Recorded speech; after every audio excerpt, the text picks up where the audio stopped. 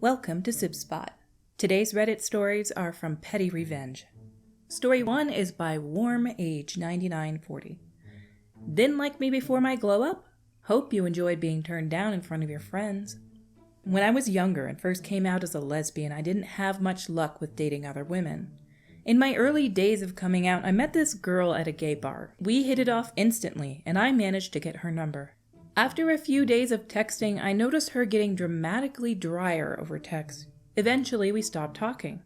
I was pretty sad about this since she was one of the very few women I had any experience with at the time.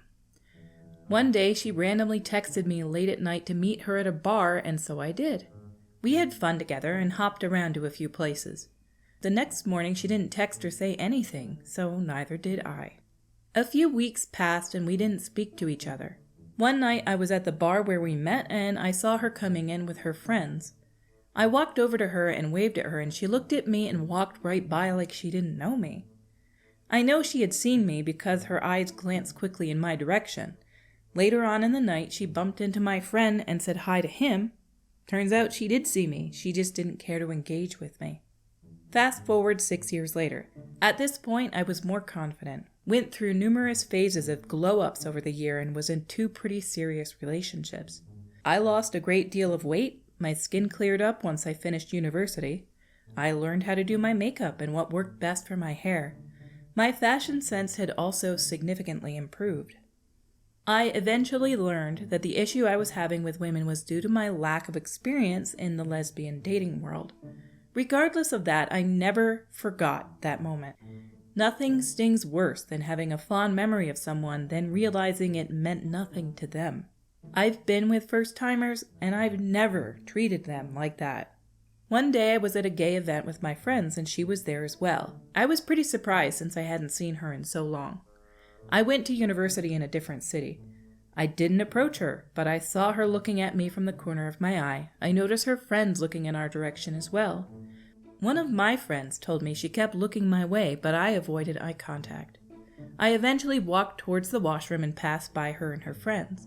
She looked the same, but a little more run down. She grabbed my shoulder and was like, "Hey, name.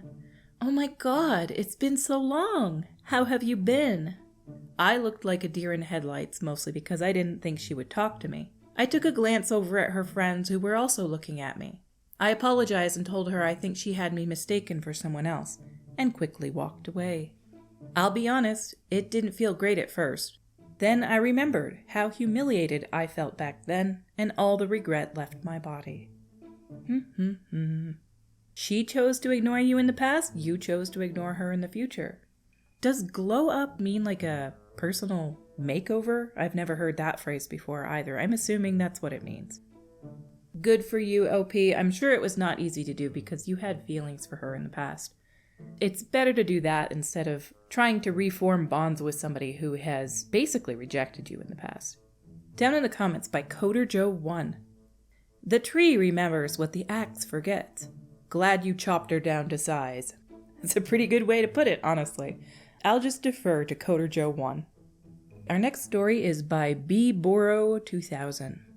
The Case of the Missing Ingredient. Years ago, my partner and I rented an apartment from a very famous chef and TV personality. I'm being vague about our genders and the identity of the celebrity for privacy reasons. Anyway, we would occasionally have this chef over for a meal or a little visit now and then. I love to cook and was never really intimidated by this star. I mean, they're not eating every meal at a 3-star Michelin restaurant every night, so long as the food was made with care. What did it matter if I couldn't do exotic molecular gastronomy or something? My partner, on the other hand, was always looking to impress and was adamant that everything has to be perfect. So, the first time we invited them over for a big dinner, my partner set the menu. It was a very involved and complicated main dish with a very distinctive signature ingredient to be added toward the end of the process. So, I was instructed to take a half day off from work the day before the big dinner and cook a practice meal. I came home that afternoon and spent several hours making the dish. It was spectacular, and we had it for dinner. The next day was the big date, so I was instructed to take another half day and come home early to make the same dish again. I spent another long afternoon cooking the meal almost to completion, with our guest due to arrive shortly before everything was to be finished. My co-host shooed me out of the kitchen, put on an apron, and told me that they were going to finish the dish so it looked like they were the cook. With no time to argue, I greeted our guests and we visited while my partner pretended to be hard at work crafting a delicious entree. I checked in every now and then, but was told I wasn't needed. Dinner was served in our little eat-in kitchen, and everyone tucked in. It was immediately apparent to my partner and me that the delicious meal I prepared the night before was much better. I mean, dinner was good, everything was cooked properly. It was like a nice weekend meal, but nothing special. I knew what was wrong, but my partner was flummoxed. Our guest was very kind and asked about the dish preparation. My partner rattled off the list of ingredients, and the chef seemed slightly perplexed by one of the missing flavors. I knew what was missing, because in one of my trips back to the kitchen to check in, I saw that they neglected to put the signature ingredient in for the final stage. But again, I was hastily run out of the kitchen, lest the celebrity chef think I had anything to do with the prep, so I said nothing. I could tell from the other room as they finished the dish that the ingredient hadn't been added, but I kept my mouth shut. In fact, the missing ingredient sat on the counter in my field of view throughout the entire meal. It finally dawned on them that they forgot the most important part of the dish and had to admit the mistake. Again, our guest was complimentary and very appreciative, but my partner was mortified. Sometimes revenge isn't a dish that has to be served cold. Edit: the missing ingredient was a type of aged vinegar, very distinct flavor. The bottle was on the counter the whole time. Aged vinegar. Never tried that before, never even heard of it until this moment. But as some of you may know from listening to my stories, I'm not the best chef. Every time I used to turn the stove on, my cat would run into the other room because he knew the fire alarm was going to go off. Anyway, down in the comments by Zorb1, your partner is a liar, pretending to do something they didn't do. For what reason other than false pride? Hopefully such deception doesn't extend into other areas of your relationship. And under that by the OP. Oh, the relationship is long over. I have another partner and we are mutual cheerleaders for each other's accomplishments and abilities. Good choice, OP. Move on. Our last story today is by Just Plain Joe 77. Neighbors from Heck. Live in a 2-story duplex on the bottom level. New neighbors moved in a while ago and they're the worst neighbors I've ever had. 2 grown sisters and their 2 young kids. Kids scream, jump, and stomp nonstop most days and nights. Adding to the mix, they have a lot of friends who also have kids. One guess where the main hangout is. I don't usually complain during the day because they do pay to live here, but at 10 p.m. or later and the kids still going nuts or the parents yelling and partying, I go up, knock, and ask them to calm down as I work early. Most of the time this helps, but after years of this, I'm constantly exhausted. I can't relax in my own home.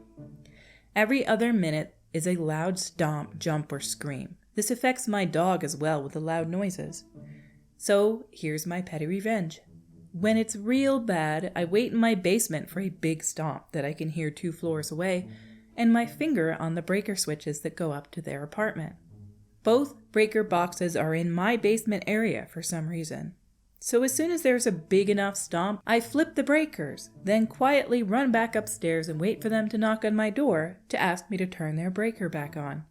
The only way to get to the basement is through my apartment.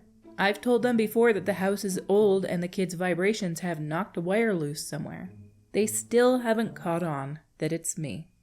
But this week, noise has gotten worse. So now I've collected my dog's poo in a plastic baggie, mixed it with water. Since I wake up a couple hours before them, I've been using some rubber gloves and a sponge to wipe their car door handles with this poo water. I'm hoping they catch pink eye. Alright, OP, that's not just a little over the top. That's disgusting. Okay, I'm going to finish reading it anyway. That might help keep the guests from coming over so much. Have I crossed a line, or have I even reached the line yet? You're way over the line, OP. That is not okay. The breaker thing is fine. That's harmless. If they're being so noisy, you need to raise a complaint with the people who own the property. That is terrible. That is atrocious. You don't... No, I don't even want to repeat what you did. People know what you've done. That's not okay. Ugh, that is disgusting. And that's way over the line. Sorry, that's just nasty. Not acceptable. I thought this was a good story until I got to the very end. Oh my gosh. Yeah, that's gross. Anyway, our stories for today have come to a close. Until we meet again, have a clean, pristine, and sterile day. Gosh, that's disgusting.